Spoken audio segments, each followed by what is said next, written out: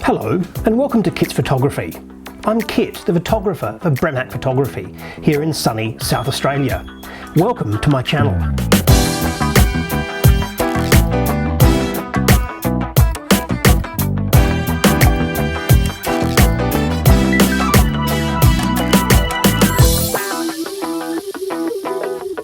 Hello and welcome to this episode of Kit's Photography. Now this time we're doing something a little bit different. So rather than me going out and doing a photo shoot, I'm going to stay indoors because it's winter and it's pouring with rain again. So this is a thing the whole family can do together. So what we're going to do today is a whole tutorial on critical thinking of photography.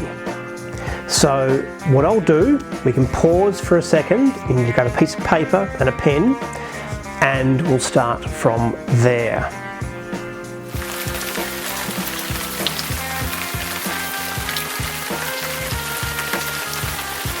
So what you're going to need for today's tutorial is a piece of paper, a pen, a small torch or flashlight for the Americans, and something like some cellophane, like this.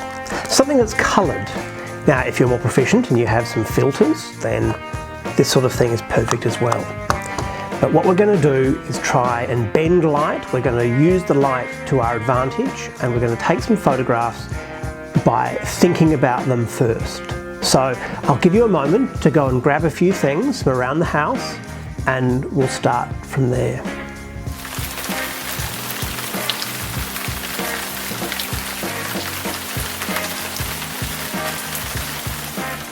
Okay, so you have your paper and your pen, so let's begin. So the first thing we're going to do now is draw a picture of a book. So it has to be very rough, doesn't have to be anything crazy.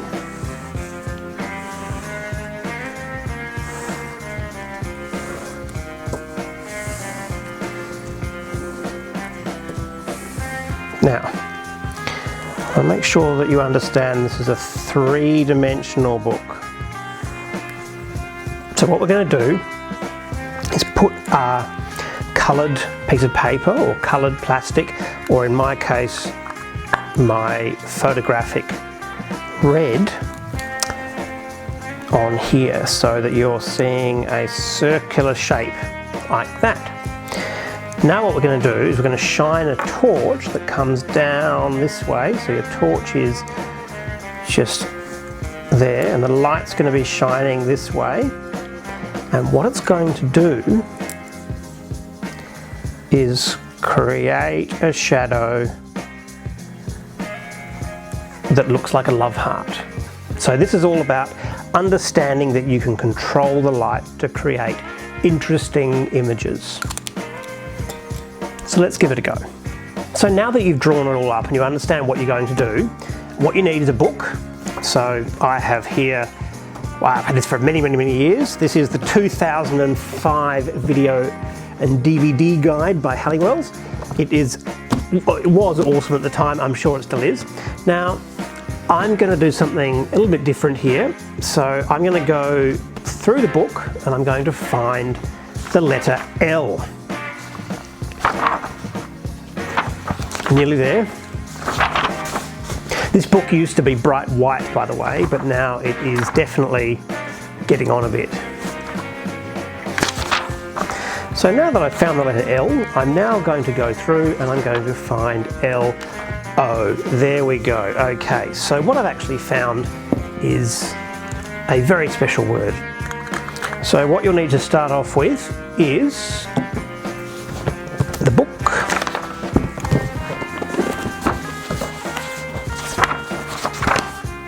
So I'm going to use a red filter. Now this is actually a black and white filter, and I know what you're thinking, it's red. Well, the reason why it's red is that on black and white photography, it really takes the perfect contrasts into account. Works really well. So I have a light source coming in from here. So I'm going to turn my book this way, and I'm going to put, I'm going to balance to this very, very carefully. This always takes a bit of time to balance it correctly. Now that I've balanced it correctly, I'm going to grab my torch, which everyone seems to have on their phones these days. And I'm going to shine that in really carefully. And in a minute you'll see what it will do. And you can see here, if I shine this around,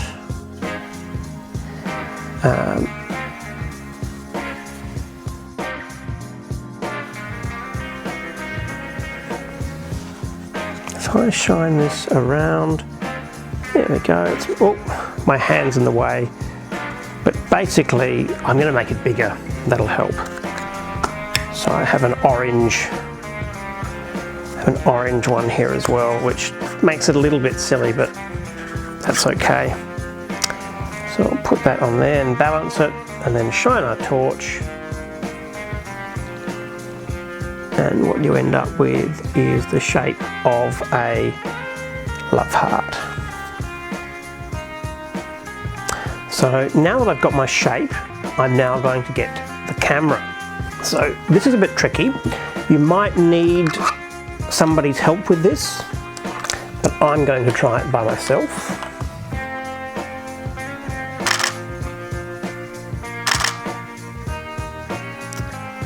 And you'll see the photograph that I took there now.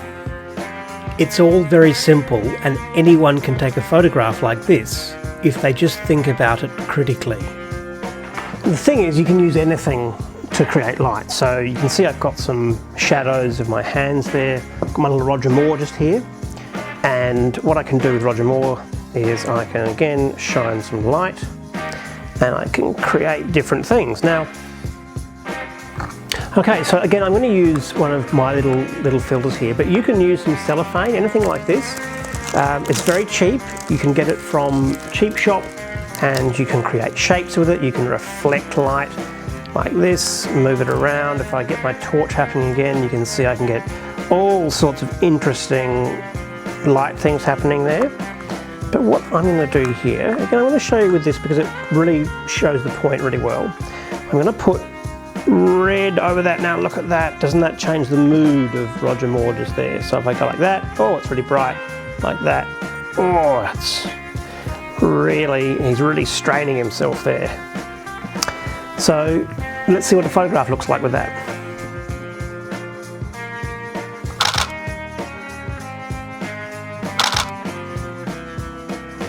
The most important thing to do in all of this is to think critically. Design what you're doing in your mind and then go ahead and actually do it. That's the most important thing. Now, you can also use your phone. There's nothing wrong with using your telephone to take some photographs. So I've got my camera going, and what I'm going to do is I'm going to take my filter again and I'm going to put it over the lens. Oh, look at that. It looks like an old-fashioned darkroom. Now I'm going to take a photograph through that. And let's see what that looks like. Oh, it's very red. Now, it doesn't have to be red. You can use other things as well. So, for instance, we can use yellow or orange. So yellow, or we can use orange, or a combination, making it like a weird sort of orangey red colour. Or what we can do is mix it up a little bit more. Let's put some green there, and then some red over the top. And now what the green does there, because green and red really don't like going very well together, they cancel each other out. So you can see there, you can see the reflection really well. And overall, it looks pretty good. Now you may want to get a stand for your photographs like this. So one of the things that you can do is just get yourself a little tiny little stand, like this one here, and then chuck your camera or your phone onto it, and then you can lean it down to take the photograph that you really want. The red really brings out the mystery, makes the photographs look like some of the scenes from The Man with the Golden Gun.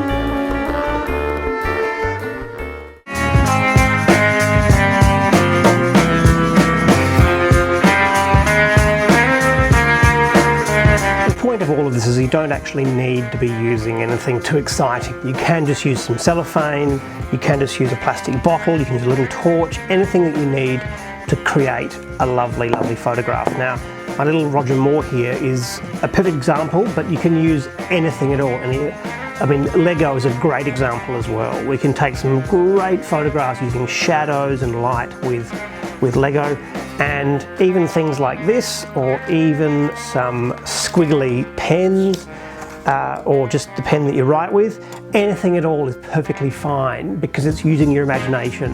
And when it's raining outside, like it is where I am here in sunny South Australia today, you can use your time inside by thinking critically. Well, that's about it for this tutorial in kits photography. Please don't forget to like and subscribe. And if you've enjoyed it, leave a comment. If you haven't enjoyed it, leave a comment and I can improve. And I will see you next time.